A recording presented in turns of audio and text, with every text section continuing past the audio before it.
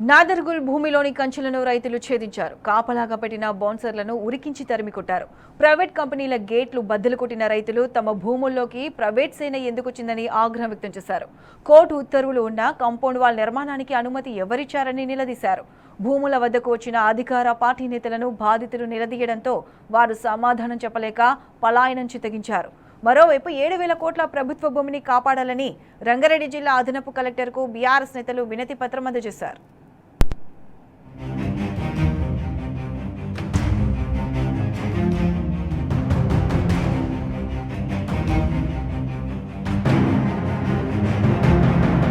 నాదర్గుల్ రైతులు కదం తొక్కారు.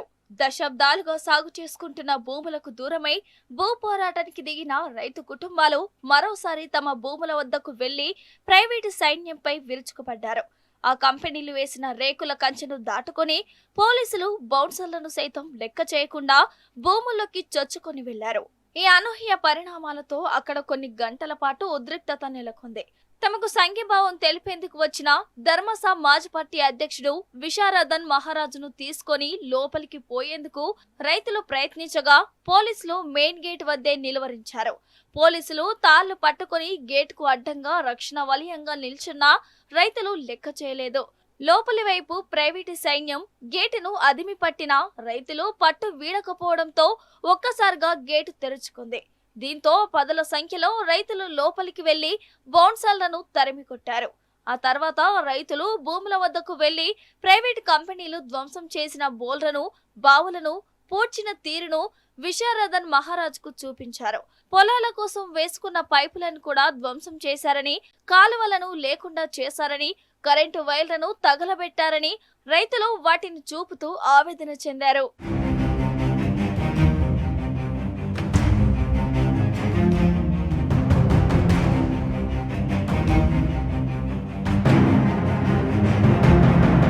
ప్రతిరోజు రైతులు వంట వార్పుతో పాటు పలు రీతుల్లో నిరసన కొనసాగిస్తున్నారు.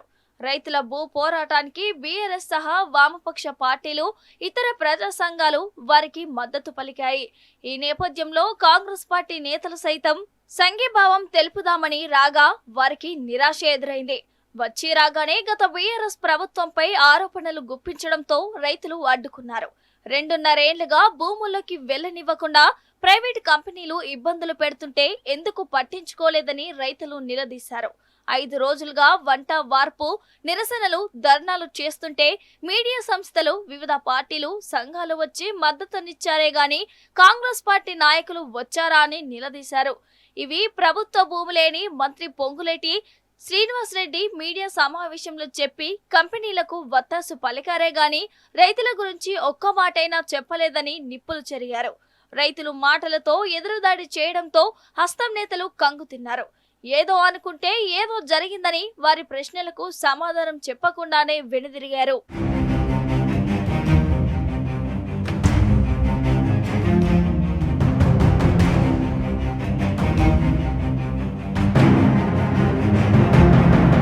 రంగారెడ్డి జిల్లా నాదర్గుల్లో 7,000 కోట్ల విలువైన ప్రభుత్వ భూమిని పరిరక్షించాలని బీఆర్ఎస్ ప్రతినిధి బృందం రంగారెడ్డి జిల్లా అదనపు కలెక్టర్ను కలిసి వినతి పత్రం అందజేశారు.